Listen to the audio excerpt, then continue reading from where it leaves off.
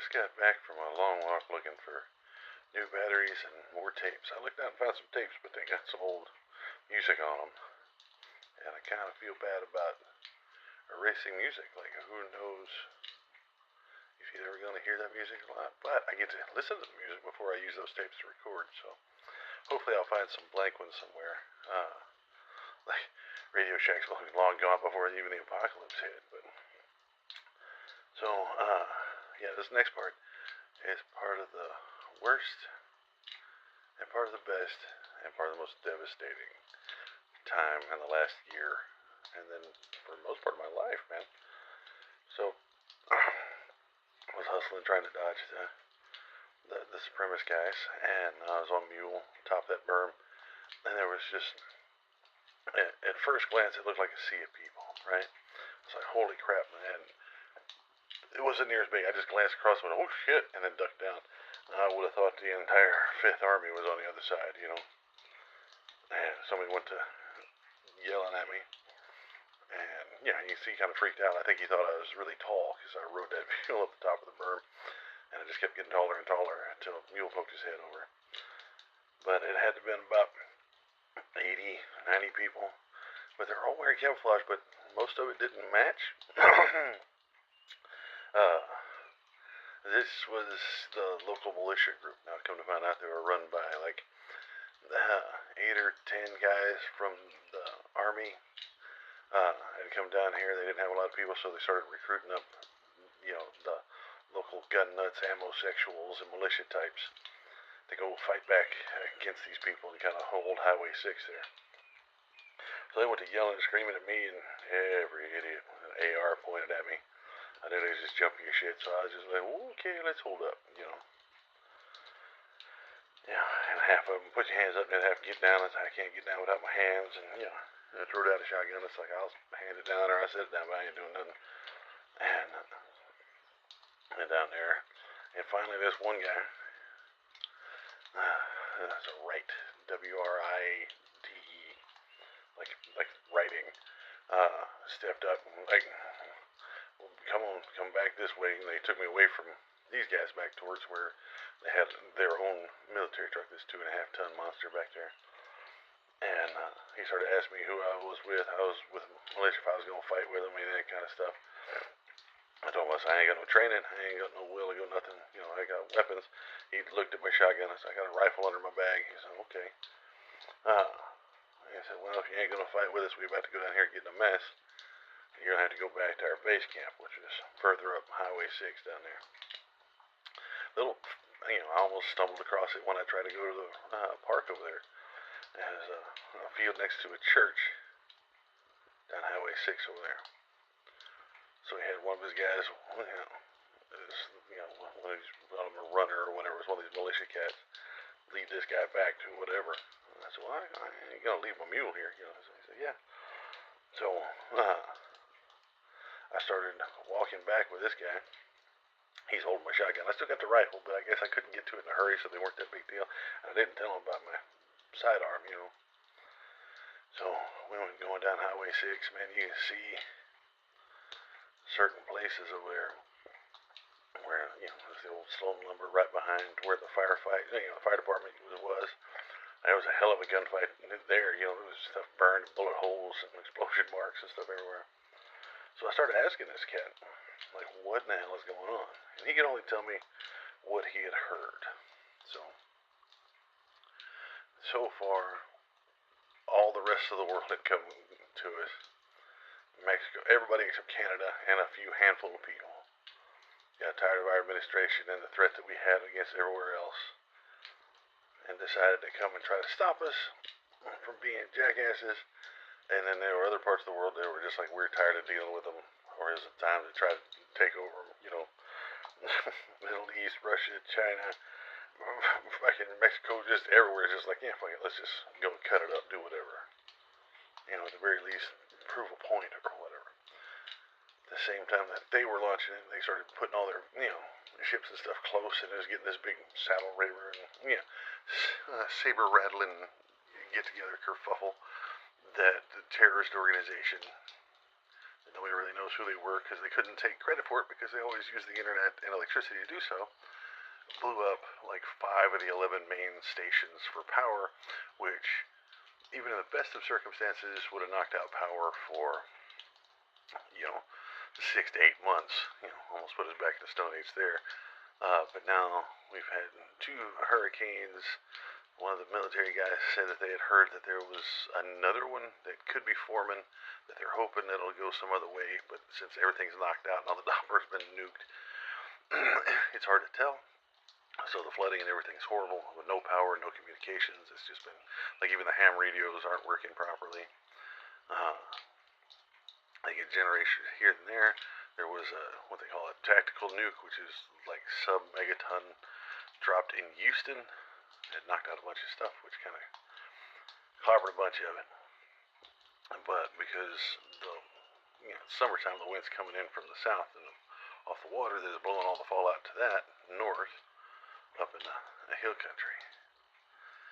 So the military was overseas, was getting ready for all this other stuff, so they didn't have anybody here. We're not the only part that was attacked. Apparently they've been shooting by missiles at the west coast. East coast was the main point of the invasion by the European forces. So DC is just kind of getting sieged. It turned itself into a fortress over there. That's where most of the military was called to. They were sent down here just to keep an eye on everything, make sure everything's going okay. And he said he pointed at the Army guys. They're back over his shoulder towards the Army guys. He said they were sent down here to keep an eye on everything. So we haven't seen any orders and nobody really say anything. Every time we ask him, they're just like, hey, we're the Army, screw you. And he's just a local kid from one town over.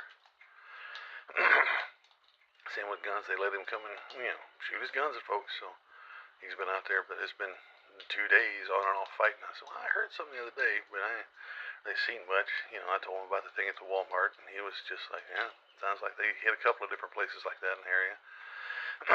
Like over by the old mall, and like out in Kima in that area. I was like, well, I was cutting that close, come across here. And so he's telling me all this horribleness that's going on, and it's going to take forever to get anything done. First and foremost is their idea is to try to stop the invasion group, get that settled, and try to help everybody. But people are scattered all over the place because they evacuated because of the storm, and the fighting started. And the last thing I heard was don't come down here because they're fighting, and then there was a bomb, and it was this whole big deal. So I got a little group. There's some people that don't have, that don't want to get in the fight or come down here working the base, and that's where I go. We passed eventually the turn off to the old Rungy Park, and saw the dollar store was all looted and just gutted. So we kept walking down there, and then behind us we started hearing gunshots, and he started, getting all wide-eyed and kept looking over his shoulder like he was missing something, looking at me like, basically this is your fault, that he was missing something.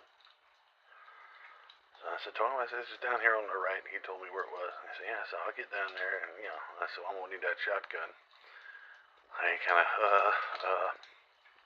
I said, okay. I said, I worked in emergency management just trying to be cool, trying to help out, man. Let me get down here and go help your group. You can go to get in the fight. And he goes, okay. And he hands me the shotgun reluctantly, backs away from me, and then starts jogging at, like, halftime, back up Highway 6 towards small explosions. It's got to be like grenades or something going off. And then gunfire and screaming, and the type of screaming I'm talking about. So I head back northwest towards this little thing, come around the corner, and there's 2 guys standing there, the closest corner of this road, got guns at me when I'm pointing at me. He's like, who the hell are you? I told him what was going on, and I was sitting down there. He said, what's all that shooting? I said, well, they're supposed to be down there fighting, right? That's whatever. So these guys are jumpy. I guess this is why they left them here. And, once again, they wanted to disarm me stuff. I was like, they sent me down here to try to help you guys out. I do medical stuff, pointed at my medical bag. And I said, yeah, but you're going to have to surrender the shotgun. I was like, well, I got other weapons. And I was just worried about the damn shotgun, I guess. I don't know. But these guys were jumpy, and I was trying not to set them off, so I didn't tell them about my sidearm and, the barrel of the rifle kind of poking out from my bag. But they asked for the shotgun. I guess they just either didn't see it or didn't pay attention. They got me in there, and it was just a small refugee town that was set up over there. They had like dog kennels and shit in the back with people in them. Oop, I replace the tape. So yeah, and there was like seemingly 2 or 3 people with like gloves on and blood covered all over their clothes, and they working on people on tables and beds, on cots, just on a tarp on the ground right there in the middle.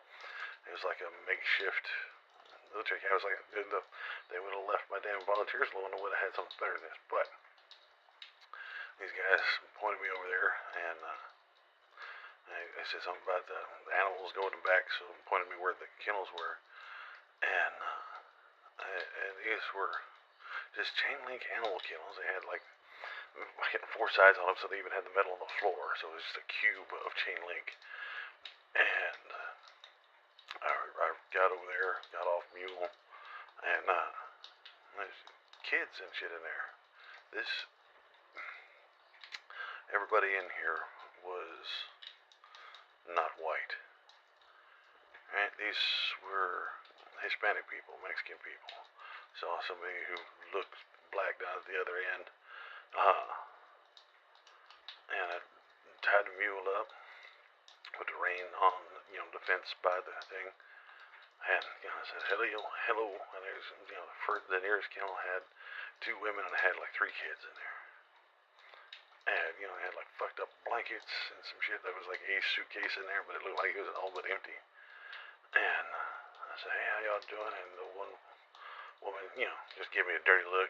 Kids just scared, turning their heads, except for one. And the little girl, she just staring daggers at me.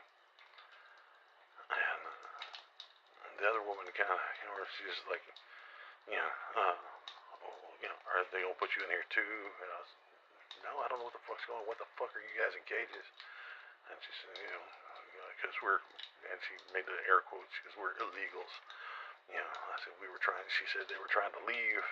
These fucking guys got them, didn't trust them, because apparently Mexico was declared against us too. So they put them in these fucking cages to be, quote unquote, dealt with later. And I was like, what in the actual fuck? This was supposed to be run by the actual military of the government. She's like, yes, exactly. I was like, fuck. Alright, and then the guy from over by the road started yelling at me, because I wasn't but, 120 yards away. Hey, stop talking to us. I was like, look, I'm going to find out what's going on. We'll see what we can get done. I'm not doing white savior shit, but I sure as fuck ain't going to help these guys keep people in fucking cages. Had little master locks over there on the thing, and they had 3 of these big kennels with these fucking people in them.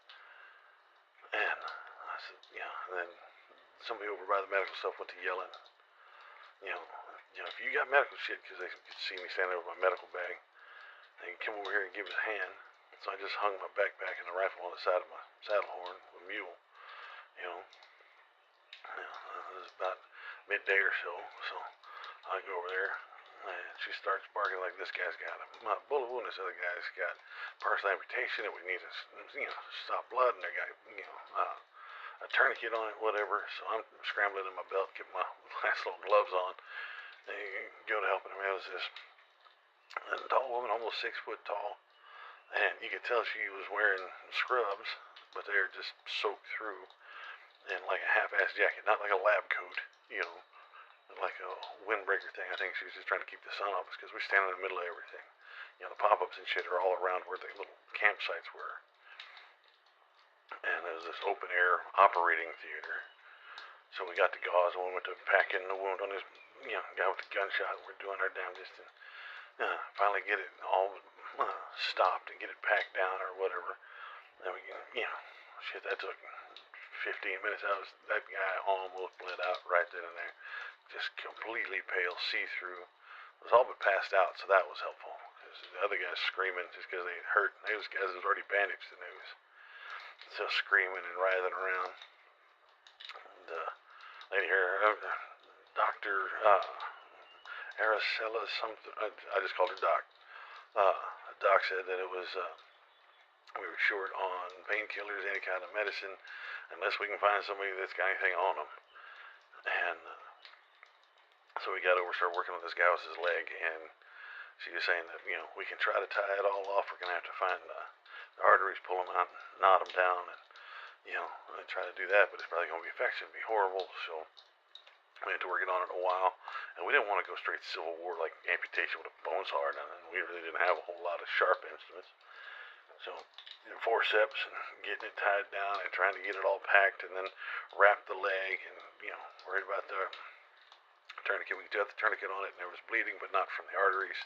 So we got it all packed and we're just going to have to keep the wound and hope for the best. After an hour working on that guy, finally that's when I met the doc and she introduced herself and I said, well, Doc, you're Hispanic. Are you part of the army or whatever? And she's like, no. I was leaving with my family, and they grabbed hold of us, and when people started getting hauled in, they didn't have a medic or a doc with them. So she jumped in and started helping them. She's like, I'm just here to, to help, just trying to get some trust out of these idiots. And I said, I know, I've seen the movies. That's just fucking crazy. So I introduced who I am and what I'm doing there. And about that time, here comes that big douche and a half, and he's got another load of people in it. So I'm like, well, I work emergency stuff and then triage and slight medical transport, but medical treatment stuff, but I can't do what you do. So you tell me what to do, we'll get it done. So we hauled another 3 guys off. The 4th guy that came off the truck was already gone by the time we got him back. But apparently they sent out a little group to come north up the road and just see what was going on. Got in a fight and shot, 4 of these militia guys. One of them went to yelling and cussing and throwing racial slurs at the doc. I was like, that's the doc trying to save your ass. And they wanted me to treat. I was like, you can, but I ain't no doc, man. Like, you liable to die if I mess with you. You need to let that doc put their hands on you. And he went to yelling and screaming. And I was like, dude, pick it. And he finally, just kind of passed out. I think the doc stuck him with something. But he kind of keeled over, passed out. So I was able to get the bullet out of his leg and get it plugged up. But the 4 that came down here, 1 didn't make it. 2, I don't know what the hell happened to him. And the 3rd was that guy. He ended up making it. God damn it. But worked on it, and it was getting dark. And how we're into the dark, you're trying to sit out there, and we're running by half-assed torches and lanterns, and somebody started a campfire. We weren't supposed to start one, but one of these guard guys came over and was like, I'll start us up a fire. But he wouldn't make it too big where we could see. It's just enough to, show where the group is. Every now and then you'd hear shots from down the road, but nothing close. I kept expecting just a giant army of these invading jackasses just come up the road, just allied guys putting us on this. Now he's in this camp. Didn't have anybody else coming in. The guys, about 10 o'clock, come back, sat down, started handing out MREs to everybody. Gave one to me, and they didn't have anybody else working on it, and they told the doc, asked her if she had any food, and then reluctantly give her, an opened MRE so he knows, if everything was in it or not. So, man, this is a birth to save your life, but it's just, I know if I run my mouth, I'd end up either in a cage or shot. These guys been fighting and doing whatever, so I was like, all right, I'll leave it be, man. But we got everybody patched up, and, got after 11 o'clock or so, everybody ate, and they was talking about going to sleep. So, they took me and the doc over and put us in the fucking middle kennel. Like, man, we don't know you guys, or me, he said, we don't know you guys that well. You did good, but we're going to have to put you in here, and they had a little lock in there. Stuck me in there. I said, well, let me take care of you. So I went and loosened the saddle and set it down, and, let mule just chill there, but got locked in that fucking kennel, and, I should have acted like every, cowboy in the movies and took the saddle in there and used it as a blanket or a pillow or something, but these guys just like, no, man, straight locked me up with everybody else. They didn't know me, and it was combat time or whatever. It's like we just spent the last half a day trying to make sure your people don't die, and they locked us up. I don't know if they ever fed anybody else. There was some bottles of water pushed through the thing earlier, but got me caught in there, and try to talk to Doc and find out exactly what was going on. And I'm back. We're back down here by the big drainage ditch again. It rained a little bit overnight, man, but just enough where I'm pretty sure the mosquitoes will be out in the next day or so. So as long as the water's moving and not stagnant, I should be okay. maybe I should be making these, like, after I get the history down, I'll have to sit down, like, how to survive. Some of these people are really going to need it. Oop, bugs already. Okay. So, yeah, so I was in this kennel just because they didn't know me, with Doc and another lady and an older guy. And they didn't know me, they didn't trust me.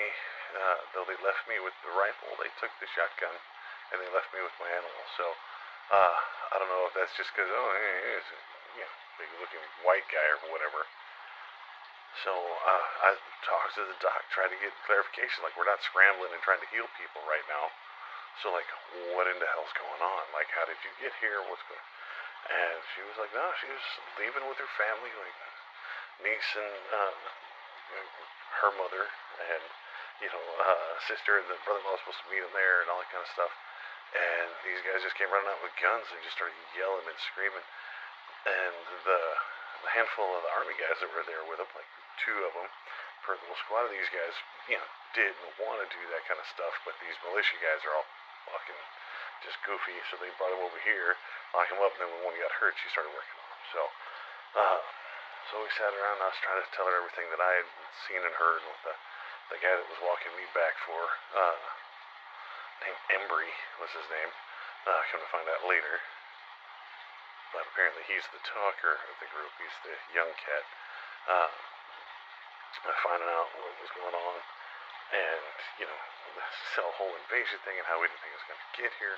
How it gets here, and then it just got droned onto an inane stuff where you're just, let me tell you the story about this. What this reminds me of this. Well, what about literary that? Just that kind of conversation that just eats away at you, Until we ended up kicked over against the wall. Everybody kind of picked a corner in the damn kennel so you could kind of prop your head up because you're just sitting on this fucking kenneling. Like, man, like it's chain link you're sitting on. Like, you keep you from digging out or picking it up and throwing it over your head, which was my first idea. But, so we sat in there. Dew started coming in. Everything's getting wet, so you wake up and you're miserable.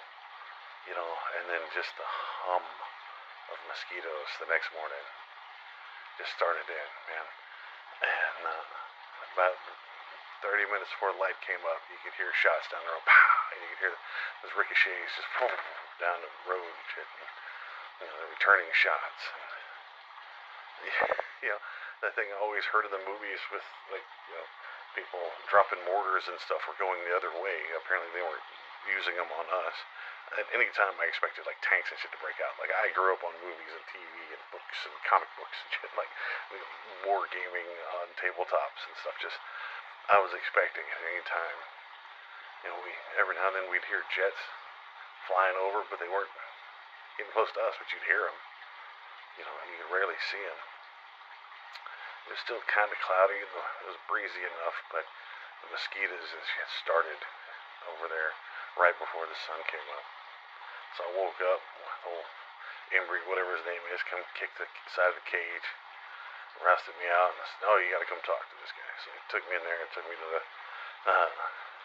the little lieutenant that was in charge of the actual army group, and he started giving me the third degree. Man, who are you? Why are you here? What's going on? Blah blah blah. Just grilling me, and I'm trying to just stay as vague enough as possible for this guy to leave me alone, not see me as a threat, and let me get the hell out of there. But then he said, "Oh, but somebody said they watched you with the doc and you were helping out, so we're gonna need you to stay." And I was like, "Well, I can stay. At the time I really didn't know where the hell I was supposed to be going, other than trying to go check on my family." I mentioned that, and he said, "Well, it's gonna get worse. They're trying to get reinforcements. There's other army groups out trying to get other militia people and more actual military reinforcements. They're supposed to be coming within a day." So I needed to stay and help anybody out, so in case anybody else got shot or hurt, and needed to check on these other guys. So I looked up and he pointed out, and Doc's over there taking care of people. And I said, "Man, we really didn't get much food or anything. We got nothing to sit on in there." And so there's a bucket to sit on. He thought it was funny, because that's the bucket you gotta use to relieve yourself in a damn thing, And I said, "Man, if everything's going on, like, these people aren't, like, you're spending extra food, extra water stuff on these random ass people. Like, if you need to keep the medical people, that's fine, but these other people that are just sitting in these kennels all day, you don't need these people. That is an extra drain on your shit.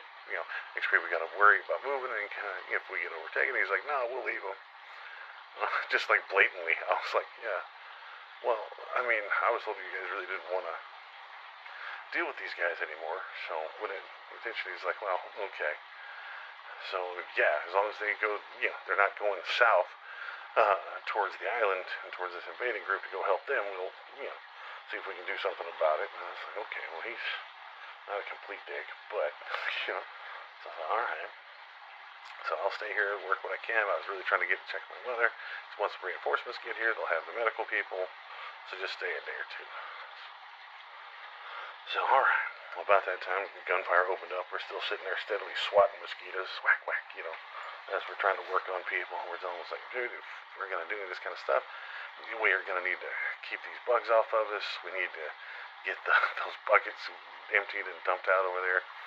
And, these guys had like one little porta potty they had stolen from my instruction thing up the road for everybody, and then all the army guys had the church. They were going inside the churches. Like most of it was about half collapsed, but they had, I wouldn't call it a rectory, it was a Catholic church. It was like one of these little Baptist things on the side of the road.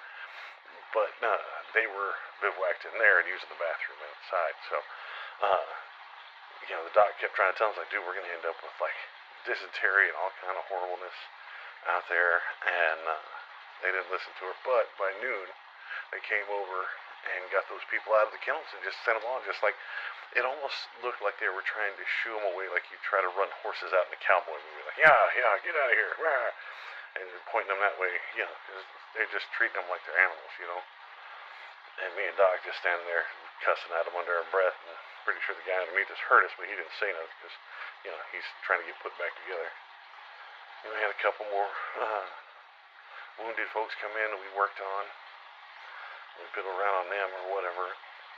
Got a quick break for chow at like 3 o'clock, and then everything picked up again. But this is like heavy. This is getting a little closer. This isn't like a random missed shot, maybe making it past camp, subsonically where you could see it. This was, we need to probably duck while we're working on these people kind of deal. Wind picked up a little bit, and it's looking pretty good. And dealing with people, we try to eat the little busted MREs. Me and Doc, we work pretty good together. But, I told him this. I had said something about getting everybody out of there. She thanked me, but it wouldn't hurt kinfolk. The kinfolk had gone on a different way. But she was trying to meet up with him and get out. And she's like, well, if you tell him again, tell him I'm, not from Mexico. I'm from Italy. And get me the hell out of here, too,